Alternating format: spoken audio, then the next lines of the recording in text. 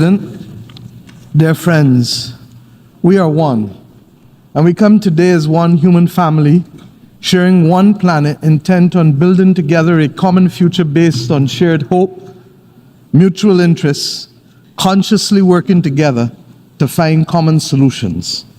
Our interconnectedness has long been recognized in spiritual traditions and practices around the world, and in the philosophy, the African philosophy of Ubuntu. Desmond Tutu explained that it is the expression that my humanity is bound up in yours. I am because you are, I am because we are.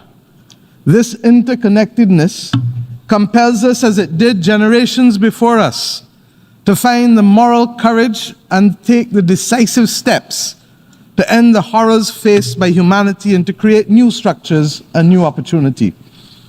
Generations before us ended wars. They canceled debt. They dismantled slavery. They ended apartheid. They acted to stop genocide.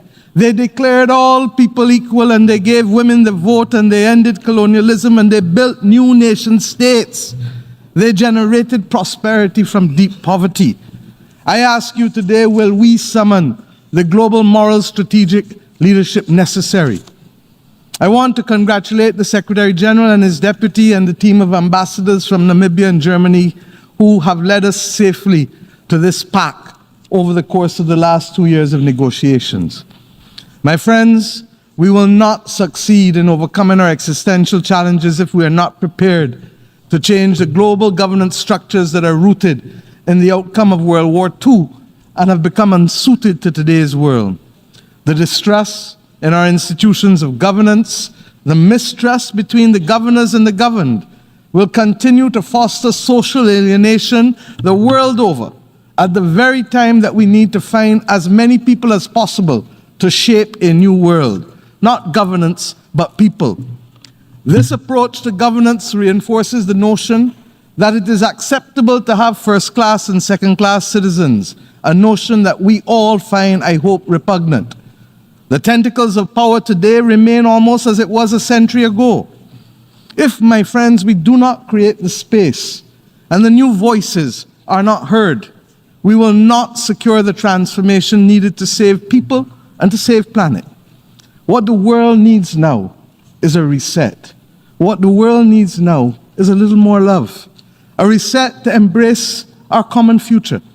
A reset that allows us to work together to navigate spaces together. We've seen the floods and the hurricanes, the droughts, the wildfires. They've affected us all. The failure to share the world's resources, which are more than adequate for everyone, will continue to drive us to war and to social disintegration and to migration.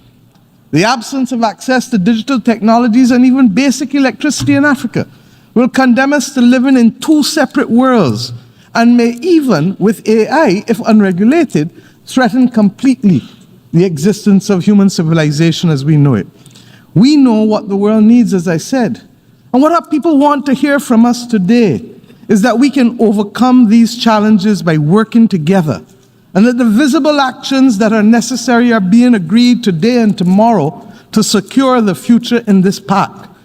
But our people know instinctively that this will only be talk unless there's a fundamental change in what we do and how we do it, in who is seen and heard in the corridors of decision making.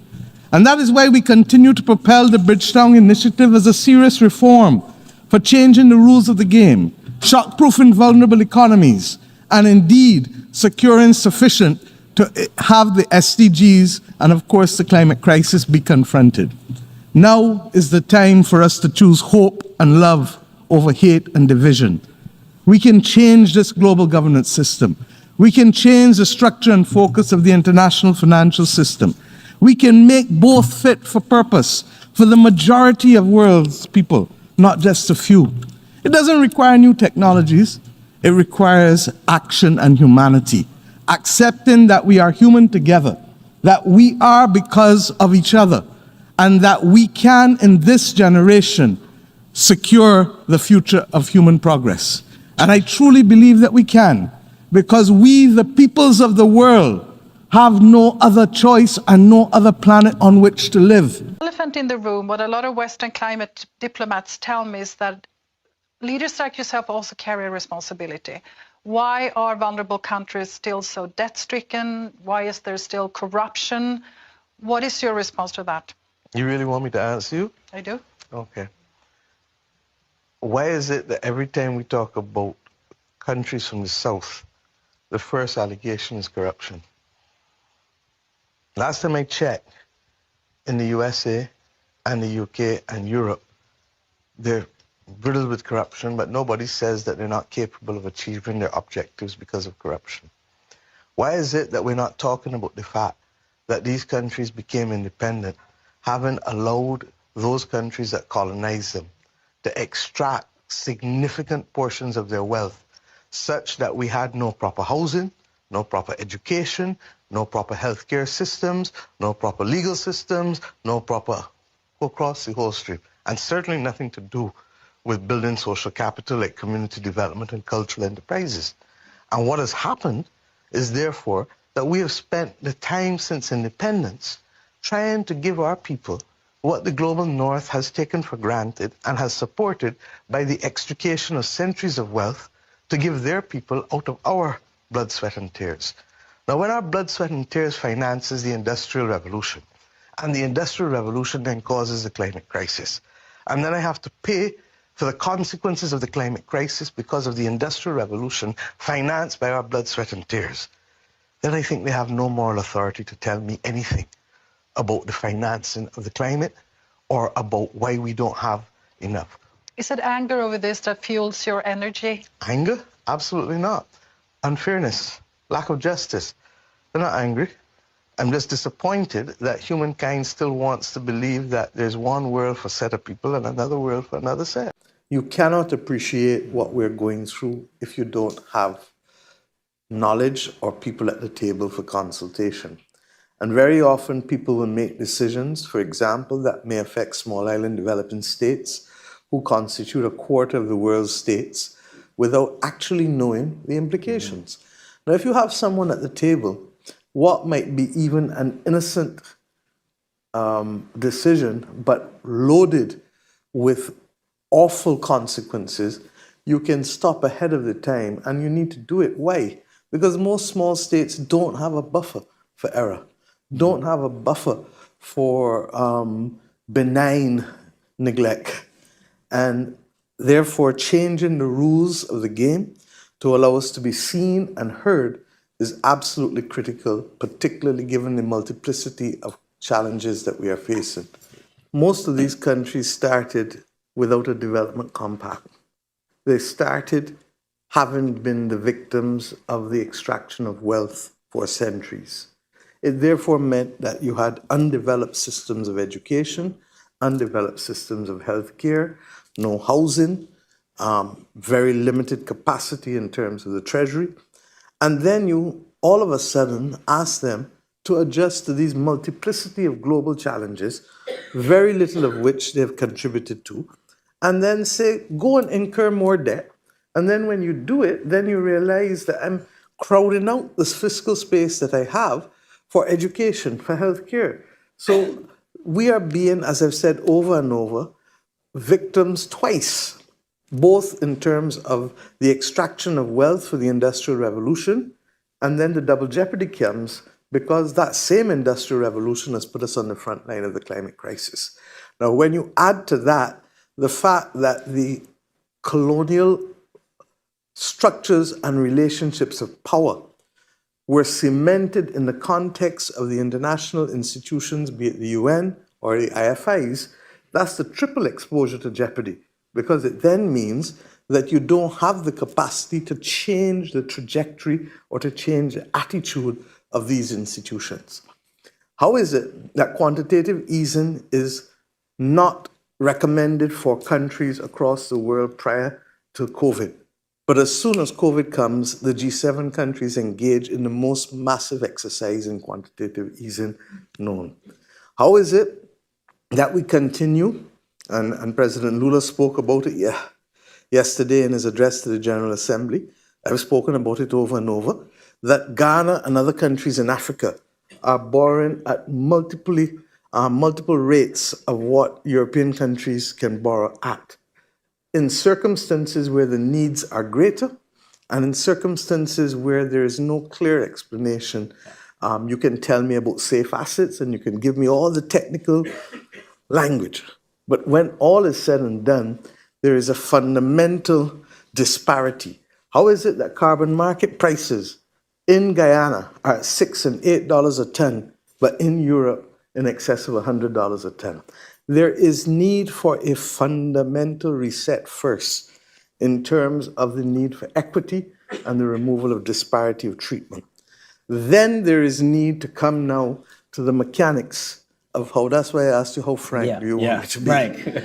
Then there is need to come now to the mechanics of what we must do, because we find ourselves in the world that we have, not the one that we want. So we have seen some improvements, and let us be fair, but the problem is that we're not seeing the speed and the scope of what we need to do. And if you ask me to be diverted, as my own country is, we got hit by Hurricane Beryl. We didn't get the humanitarian disaster that the Grenadines had, or that Carriacou had, but my fishing industry was decimated, 90% of it. All of my beaches on the West Coast affected. All of my jetties and my fishing harbor completely affected. So I now got to find money to divert, to fix a harbor, a fishing harbor, and I still have to, because of the circumstances of that harbor, it remains vulnerable, so I've got to build a new one as well. But I can't just go straight to the new one, because the new one needs 18 months of studies before I can do anything. So I've got to repair immediately and plan for building. But that money would have been otherwise spent with the fiscal space that I need to have in areas of healthcare, or in fighting crime, or in building education. Yeah. So I give you that example where harsh choices have to be made, and where very often the best made plans are put aside, not because of anything we have done, but because within 72 hours you're told, get yourself ready. God knows what's going to happen in Cuba and Florida with Helen as we speak. And what we're missing is that's just the heart attacks. Let's deal with the chronic NCDs of climate. That's water, drought. That is wildfires. The other things that are literally decimating the capacity of communities to live. And the big one, and you and I have talked about this in DC, is the role that the absence of insurance, affordable insurance, will play in completely changing the deal, because the whole financial system is premised on, if I want a mortgage, I need insurance. If I want to borrow from a bank, I need insurance.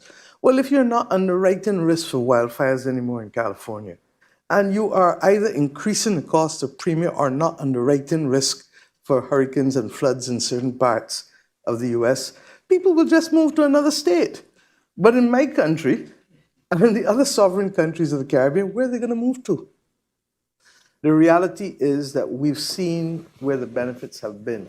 But because some of these benefits have not sufficiently trickled down to the people who need it at the bottom, we have the rise of populism, and let us call it for what it is. The bias against migration is rooted in historic injustices and attitudes. So we need to be able to sell and to explain to people how they benefit. The truth is that a trade war between China and the US just puts the whole world at risk. And that's not in anyone's interest. And at the end of the day, it actually makes it worse for both countries because they still live within a global ecosystem. We have accepted that the scale of nervousness and anxiety means that we will no longer go only for efficient supply chains, but we will go for resilient supply chains. And it's probably going to take another 2 or 3 decades before we turn the corner again back to be able to work in that seamless manner that we do. When you ask us to deal with financing of net zero, people forget that we're already highly indebted countries, most island states. Why? because we've been carrying the costs of climate for a while now. And we're carrying the costs of the G7, formerly G8 countries, industrialization on our balance sheets, and it's wrong. And nobody's making the room to ensure that we get access to grants. We can't borrow if we have no fiscal space easily, and the cost of borrowing is also prohibitive. So that what we've said, look, we need international solutions to international problems. We need an international balance sheet that takes away this debt, because when we do it, we crowd out our development and the SDGs being part of our national program. And that is our present. That's not our future. So that if we can resolve these issues in an equitable way, let's take private law. If you lived next to me and you dumped on my property, I would have a legitimate claim against you for nuisance or for tortious interference. Internationally, we have nothing to rely on other than morality. And that's why I say that the world needs global, moral, strategic leadership. And that's why I say that ordinary citizens ought now to demand, because while we in the islands are the canaries, you are soon going to be the victims of that. Which country is hit by a hurricane every year? Do you know? The United States of America. Every year. It's just different states. Barbados is that country where modern racism in the Americas started, when the British literally settled in the 17th century. In 1661, the parliament which I lead passed the heinous slave code that spawned other slave codes here in the US, either directly mimicked or in part indirectly. And we feel that we have a moral obligation to be able to start to deconstruct the racism in all of its forms. It doesn't only come in laws that are still there, but it also comes in ways in which people undermine democracy, in ways in which people prevent people from voting, in ways in which people make judgments about people because of color or race. And we've got to work hard to deconstruct it. And we have to also recognize that when many countries became independent, there was no development compact or development package left for us to finance education, healthcare, or any of these issues. But when the slaves were emancipated, 20 million pounds was paid to the slave owners, and then by reason of a 4-year apprenticeship scheme, another 27 million pounds of free labor was given. Now, if we were to take the example of Haiti, which is perhaps the most egregious example there is, where the French government took back from Haiti, and I think New York Times did an article recently. Very powerful, yes. That's right. So you know that even though Haiti declared independence, they then had to pay the French government for a significant period of time a portion of their customs duties. And yet Haiti today has never recovered. And we have to ask ourselves, can we accept that the Industrial Revolution was financed by the blood, sweat, and tears and money of developing countries, and at the same time causes the climate crisis today? And it's a case of double jeopardy. So we had the wealth taken from us, and now we are facing the consequences of that wealth's impact on the Earth's climate. It's wrong, just simply wrong. Hello everyone, welcome back to my YouTube channel. So I want to ask you a question. Have you ever thought about how interconnected our world truly is? So picture this, small island nations like the beautiful Caribbean neighbors are facing an existential crisis. I'm talking about countries like Jamaica, Barbados, and others on the front lines of climate change. Their very existence is threatened by rising sea levels and increasingly severe weather events. Prime Minister Motley of Barbados has emerged as a powerful voice, a true global champion for climate action and justice. She is not just talking about environmental issues. She is highlighting a fundamental truth. We are all in this together. She passionately argues that the way the world is currently set up, our global governance and our financial systems is simply not working for everyone. These systems often perpetuate inequality and make it incredibly difficult to tackle massive challenges like climate change effectively. So, think about it this way. Many developing nations are still reeling from historical injustices like colonialism and the extraction of their wealth. These past actions left them ill-equipped to face the climate crisis, a crisis largely caused by industrialized nations. That's why Prime Minister Motley is calling for a reset of the international financial system. She wants to see equitable solutions, including debt relief and accessible financing. So, these vulnerable nations can truly build resilience. Her message is clear. We need transformative action, not just minor adjustments. It's time for powerful nations and corporations to own up their responsibilities and ensure that every voice, especially those most impacted, is heard loud and clear in decision making. So, guys, let us watch what she says, and then I'll be back to finish up on those videos. That committing and walking the walk and not just talking the talk will mean. We come to Paris today with a heavy heart, but with hope. We come to Paris today not to reinforce the divisions of the past, the orders of the past,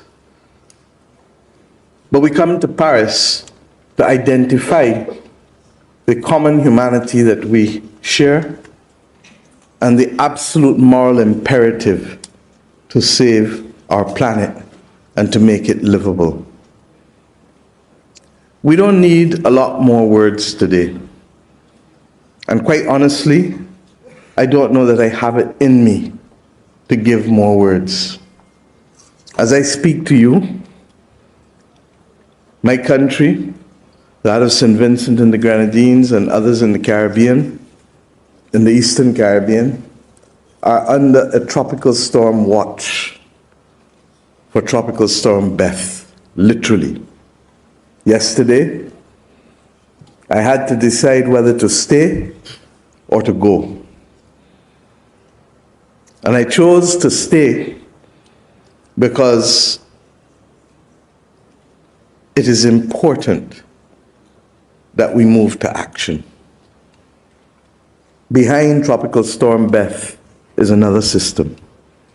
And hence, this is our new reality.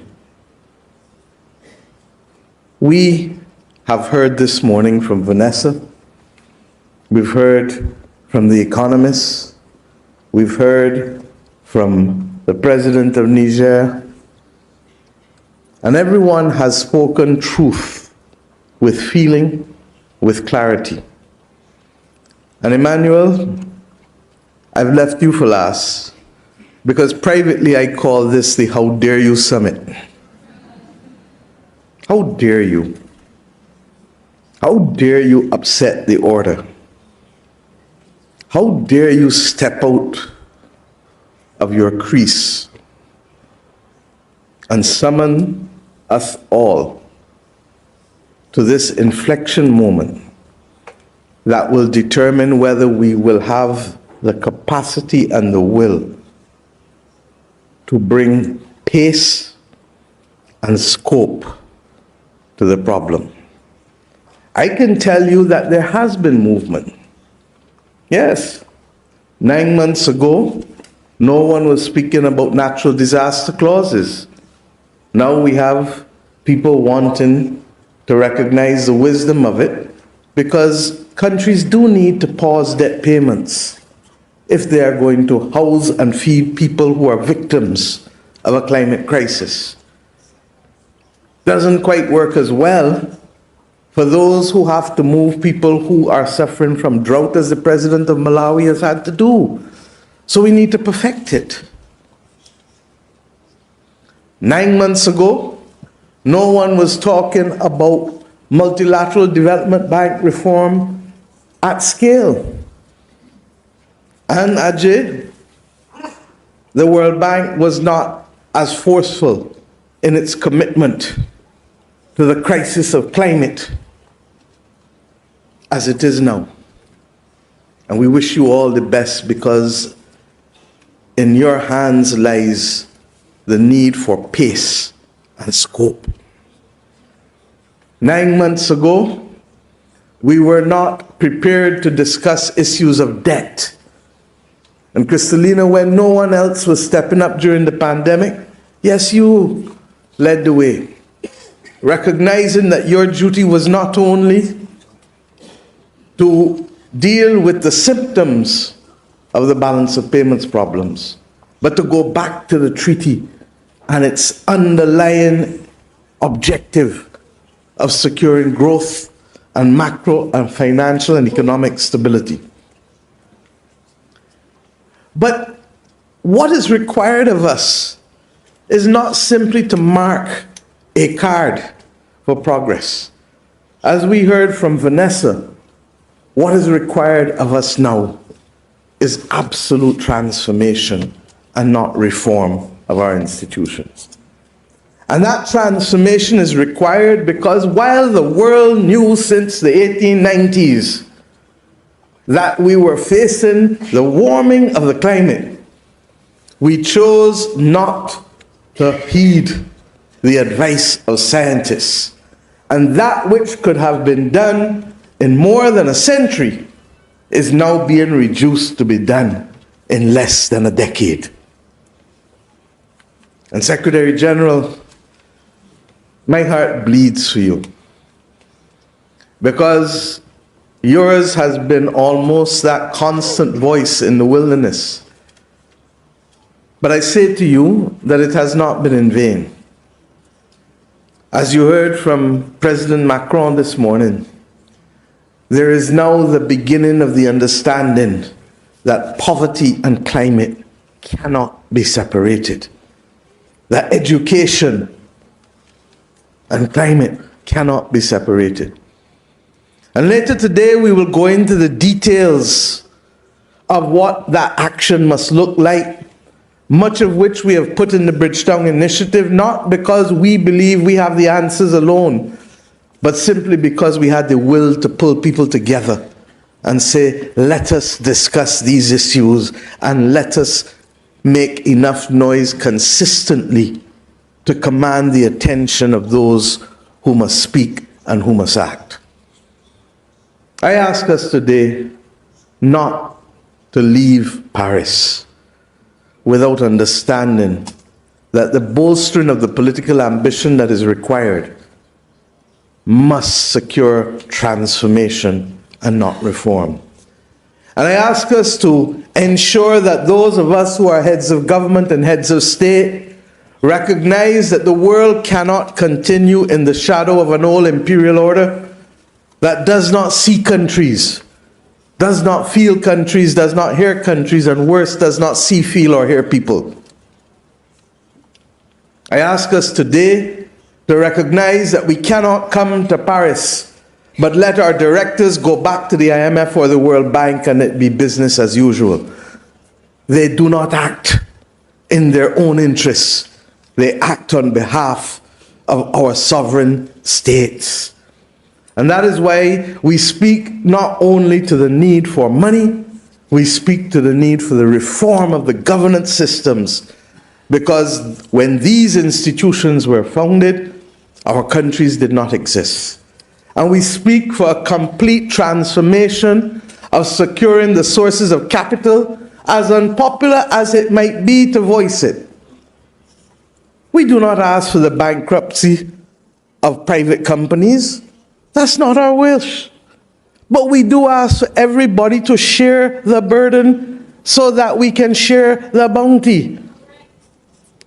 And it therefore means that simply relying and holding only governments accountable has run its course. And what is necessary now is for us to bring to the table also multinational corporations whose balance sheets dwarf more than 2/3 of the world's states. That is the world we have created out of the last century. And if we don't recognize that they cannot be left out of the equation, I'm coming. If they don't recognize that they cannot be left out of the equation, then we have no desire to solve the problem. And we thank philanthropy for what they do, but it can't only be what they like. It has to be what the world needs. And I hope that we leave Paris, therefore, not only secure in our determination to protect the planet, to protect the biodiversity, to protect people, but to recognize that if we do not act today at scale, with pace, we will not be able to get there in time to save more people. Let us, as the representatives of our people, at this most unique time in the history of civilization, not only do the right thing, but do it in time and do it for the right reasons. So let's dive into a deep why some nations are disproportionately affected by global challenges. It all goes back to historical power imbalances and colonial legacies. So these factors have created a system where many vulnerable countries face compounded disadvantages and structural barriers to progress. Let's talk about the weight of history. Imagine a country gaining independence but without proper housing, education, healthcare, or legal systems. That's what happened to many former colonized nations. Their colonizers extracted vast amounts of wealth, leaving them with no development or financial package to build essential services. The Industrial Revolution, which brought immense prosperity to some parts of the world, was in many ways financed by the blood, sweat, and tears and money of these developing countries. This means the wealth of the global north was built upon centuries of extraction from these nations. Take the emancipation of slaves, for instance. A staggering 20 million euros was paid to slave owners, and an additional 27 million euros in free labor was generated through a fair apprenticeship scheme. Yet no development package was left for the newly independent countries. Haiti is a truly tragic example. After declaring independence, it was forced to pay the French government a portion of its customs duties for a significant period. To this day, Haiti has never truly recovered from the burden. Double jeopardy, triple exposure. Alright? So now here is where it gets even more unfair. These developing countries are experiencing what we call double jeopardy. The very industrial revolution that was financed by their wealth is the root cause of the climate crisis. And guess what? They are now on the front lines bearing the brunt and having to pay the consequences. They are the victims twice over, first through wealth extraction for industrialization, and second by facing the climate crisis caused by the very industrialization. To make matters even worse, these colonial structures and relationships of power were cemented in the context of the international institutions like the UN or international financial institutions like the IFIS. This creates a triple exposure to jeopardy because these nations lack the capacity to change the trajectory or attitude of institutions that were often founded when they didn't even exist as independent states. Let us talk about how these systems are unfair and the mounting debt. The current global governance structures are still rooted in the outcome of the Second World War, making them unsuited to today's world. The tentacles of the power remain almost unchanged from a century ago, reinforcing a repugnant notion of first-class and second-class citizens. This plays out in stark financial disparities. Countries like Ghana, for example, borrow at significantly higher rates compared to European countries, even when their needs are far greater. Carbon market prices also shows vast differences. In Guyana, for example, a ton of carbon might be priced at $6 to $8, while in Europe it's over $100. Many small island states are already highly indebted because they've been carrying the cost of climate for a while now, and the cost of the G7, formerly G8 countries, industrialization on our balance sheets. This is simply wrong. They are being asked to incur even more debt to adjust to global challenges. They contributed very little to, which then cripples their ability to fund essential services like education and healthcare. Plus, the absence of affordable insurance for climate-related risks like wildfires or hurricanes poses a critical threat for sovereign islands, island countries. There is nowhere else to go if their land becomes uninhabitable. The international financial system desperately needs a fundamental change to become fit for purpose for the majority of the world's people, not just a few. Right? So, the failure to share global resources adequately continues to fuel conflict, social disintegration, and migration. The bias against migration is rooted in historic injustices and attitudes. Furthermore, the lack of access to digital technologies and even basic electricity in Africa threatens to condemn populations to living in two separate worlds. All of this distrust in governance, institutions, and mistrust between leaders and the governed fosters social alienation globally. So, I think Prime Minister Mia Motley's disappointment, not anger, stems from these historical injustices. She is saddened that humankind still believes in one world for one set of people and another world for another set of people. She champions a reset of global governance structures, a fundamental change in the international financial system, and the inclusion of new voices to achieve true transformation. She believes the world desperately needs a global moral strategic leadership and international solutions to international problems. So, these include an international balance sheet to address the debt of vulnerable nations. So, do you think, from whatever I've told you, do you think or do you agree with whatever Prime Minister Mia Motley said about how the West treats these Caribbean nations and even some of the African nations? Tell me in the comments. Don't forget to like, don't forget to share, don't forget to subscribe, and most importantly, turn on post notifications, because every day I post new videos like this and I'd like you to be the very first person to watch my videos. Thank you for watching. I hope to see you in my next video.